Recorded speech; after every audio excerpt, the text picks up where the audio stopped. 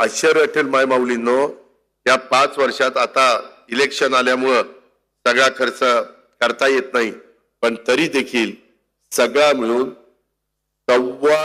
4,250 कोटीचा निधी या पठ्ठ्या दिलीप मोहिते पाटलांनी तुमच्या करता आणला आणि त्यांच्या मागे मी ताकद उभी केली, कारण माझ्या हातात राज्याच्या तिजोरीच्या चाव्या होत्या.